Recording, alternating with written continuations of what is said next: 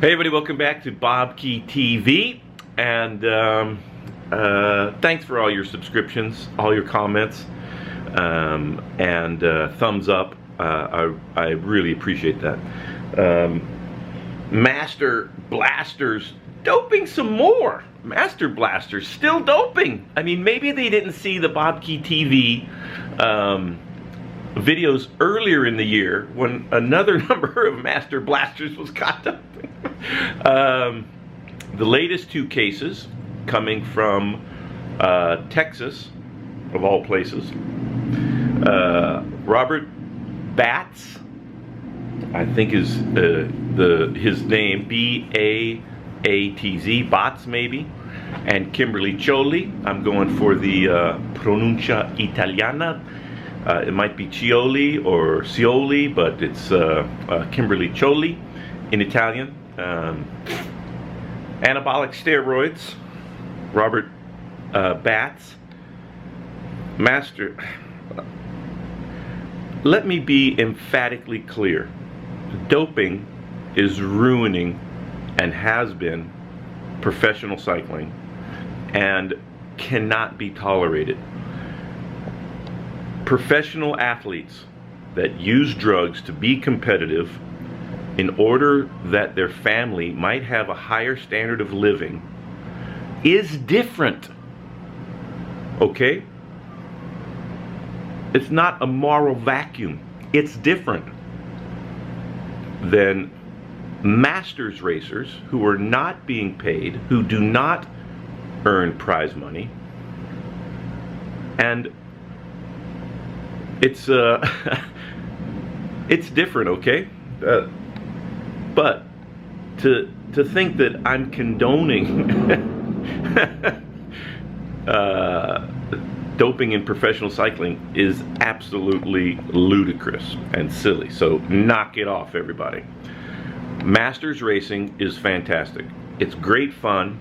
The camaraderie, the fidelity, the lessons, the training, the nutrition, the rest, the strategy, the tactics, the equipment is phenomenal. And the friendship and connections you develop with your teammates and your competitors is absolutely fantastic. You will not find that in any other sport. Cycling is unique in that way. And into your 70s, 80s, 90s, you can still ride your bike, still race your bike, and it's a great experience for everybody involved. To take drugs, and it's purely ego-driven, and the sport of cycling cannot tolerate that. And hats off, by the way, to Derek Burchard Hall from USA Cycling, that has made it a mission to make sure everybody understands that doping won't be tolerated. Both of these riders have been accepted a 2-year suspension, but I think that's not nearly deterrent enough. Robert Batts, in 2 years, I believe he's 48. He'll be 50. He'll be 50 plus, and come back swinging for the fences. If I was racing against Robert Batts, and I ever saw him in another bike race, I would not compete, because I don't think that you could trust a rider like that to know that he's going to be clean henceforth. Kimberly Cioli, a little bit different story. Ephedrine was one of the substances, and steroids the other. She had a prescription from her doctor for her medication, presumably. And if anybody out there believes that anybody racing bikes does not know that steroids are against the rules, please raise your hand. Okay? If anybody thinks Kimberly Cioli, as she has contended, didn't have a TUE, a therapeutic use exemption, for the banned substances she was taking, and believes she's innocent, raise your hand. Everybody, go ahead.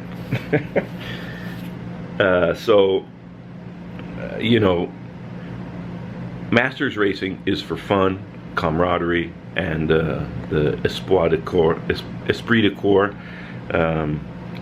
So knock off the doping Master Blasters. I did recommend previously that the national championships be canceled.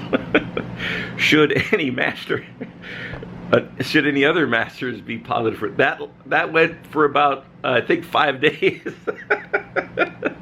the first time. But I'm not advocating the cancellation of the National Masters Championships. I am advocating that no Masters take drugs to race bikes, and if they cheat with drugs to race bikes, they should not be allowed to race Masters ever again.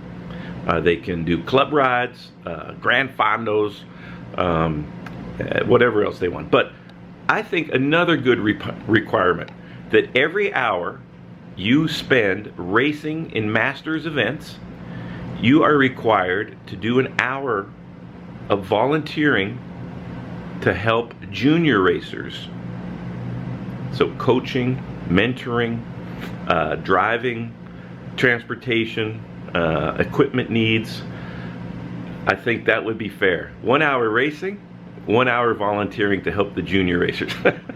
All right, everybody. I'm sure I'll get some comments on this. Please feel free to comment. I read all of them and try to respond. Keep the subscriptions coming. Thumbs up. Follow me on Facebook and Twitter. Buy some t-shirts if you like. See you soon.